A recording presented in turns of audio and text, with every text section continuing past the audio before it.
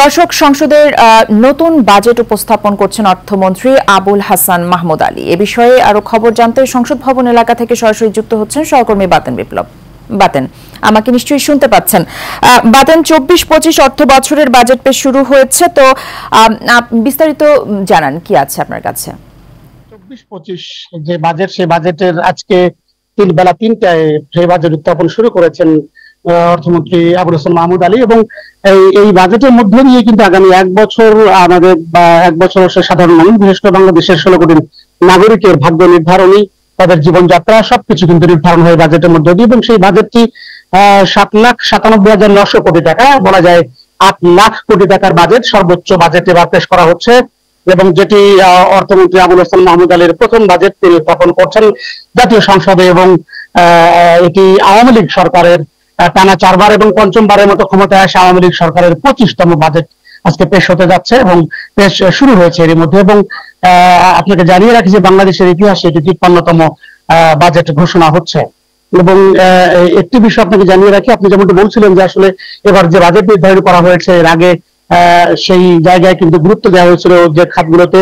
সেই খাতের মধ্যে অন্যতম হচ্ছে মূল্যস্ফীতি, এরপরে আয়কর বাড়ানো, এবং আপনি জানেন যে সাদা টাকা করার, অর্থাৎ কালো থেকে সাদা টাকা করার যে সুযোগ, সেই সুযোগটি আপনি জানেন যে গত বছর 10% খরচ করে তারা এটি করতে পারতেন, এবারে কিন্তু সেটি বাড়ানো হয়েছে এবং সেখানে 15% টাকা খরচ করতে হবে যারা কালো টাকা সাদা করতে চান। সেই জায়গা থেকে অর্থনীতিবিদরা যারা বলছেন, এর মধ্যে আমরা সকাল থেকে জাতীয় সংসদ ভবন এলাকায় অবস্থান করছি এবং সেখানে সারা বাংলাদেশের যে সংসদ সদস্য যারা প্রতিনিধিত্ব করছেন সারা বাংলাদেশে, তারা কিন্তু এর মধ্যে এসে সংসদে এসে উপস্থিত হয়েছেন। এবং তারা প্রত্যেকের জায়গা থেকে কিন্তু তাদের যে দায়বদ্ধতা, সেই দায়বদ্ধতার জায়গা থেকে এই বাজেট শুরু থেকে শেষ পর্যন্ত তারা কিন্তু চুলচেরা শোনার পর থেকে কিন্তু চুলচেরা বিশ্লেষণ এবং সেই অনুযায়ী আগামী এক বছরের পরিকল্পনা কিন্তু তারা করবেন। এবং এর পাশাপাশি আপনি জানেন যে এবারে সব থেকে বেশি গুরুত্ব দেওয়া হয়েছে রাজস্ব আদায়ের বিষয়টি, যেটি গত বছর 4,30,000 কোটি টাকায় সীমাবদ্ধ ছিল, এবার সেটি বাড়িয়ে 4,80,000 কোটি টাকা করা হয়েছে। এবং এই টার্গেটেই কিন্তু রাজস্ব আদায়ের এই বছর ব্যাপী প্রক্রিয়া চলবে। এবং এর পাশাপাশি সামাজিক নিরাপত্তার বিষয় রয়েছে এবং অনেকগুলো চ্যালেঞ্জ কিন্তু এবারে বাজেটে রয়েছে। প্রায় 8 লাখ কোটি টাকার বাজেট। আমি জাতীয় সংসদের যে আসলে যেখানে বাজেট উত্থাপন করা হচ্ছে আবুল হাসান মাহমুদ আলীর মধ্যে দিয়ে, সেখানে গণমাধ্যম কর্মীরা অবস্থান করছেন, দেশের সারা দেশের প্রতিনিধি আছেন, জনগণের যারা প্রতিনিধি নির্বাচিত তারা কিন্তু সেখানে অবস্থান করছেন। সব মিলে কিন্তু এবারে বাজেটটি যেমন চ্যালেঞ্জ রয়েছে, তেমনি কিন্তু আশা জাগানিয়া অনেকগুলো দিক এখানে রয়েছে। এবং সেই জায়গায় সাধারণ মানুষের, বিশেষ করে ক্রয় ক্ষমতার মধ্যে নিত্য প্রয়োজনীয় দ্রব্য, যেটি প্রতিনিয়ত সাধারণ মানুষের জীবন স্বাভাবিক করার যে দাবি থাকে, সেই জায়গায় কিন্তু অনেক বিশ্লেষণ হওয়ার পরে কিন্তু আজকের এই বাজেটটি উত্থাপিত হচ্ছে।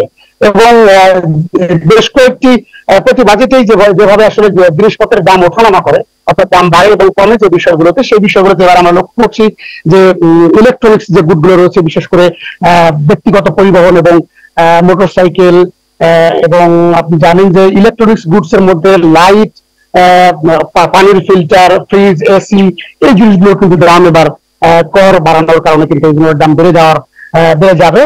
এই বাজেটের মধ্য দিয়ে যেগুলো আসলে নতুন নতুন শর্ত আরোপ করা হয়েছে, সেই জায়গাগুলোর মধ্যে কিন্তু আমরা জানতে পেরেছি যে দাম বেড়ে যাবে এইসব পণ্যের। এবং এর পাশাপাশি কিন্তু সিগারেটের দাম এবার বাড়ছে এই বাজেট ঘোষণার মধ্য দিয়ে।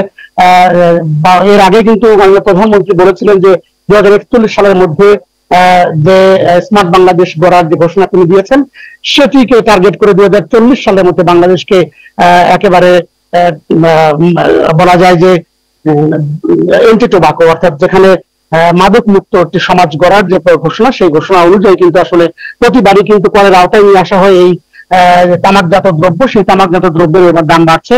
এবং সব মিলে কিন্তু আমরা দেখতে পাচ্ছি সুবর্ণা, যে জনমুখী বাজেটের যে পরিকল্পনা দীর্ঘদিন ধরে করা হয়, বিভিন্ন বিশেষজ্ঞদের মতামত এবং সরকারের যারা সংশ্লিষ্ট রয়েছেন তাদের হিসাব নিকেশ এবং একেবারে চুলচেরা বিশ্লেষণ শেষে যে বাজেটটি জনমুখী করার যে এতদিনের প্রচেষ্টা, সেই প্রচেষ্টারই আজকে প্রতিফলন ঘটছে। এবং সেটির মধ্যে দিয়ে কিন্তু আগামী এক বছর সাধারণ মানুষের জীবনযাত্রা এবং তাদের উন্নয়ন নির্ভর করছে। সেই নির্ভরতার মধ্যে দিয়ে মানুষকে কিভাবে আসলে একটি বছর চলতে হবে, সেটিও কিন্তু আজকে রূপরেখা দেওয়া হচ্ছে।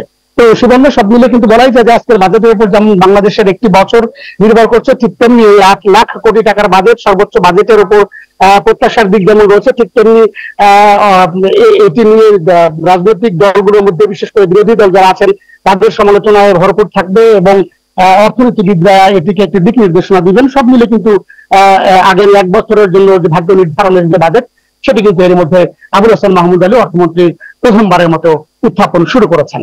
সুবর্ণ, এই ছিল আমার কাছে জাতীয় সংসদ ভবন থেকে বাজেট উত্থাপনের সবশেষ খবর।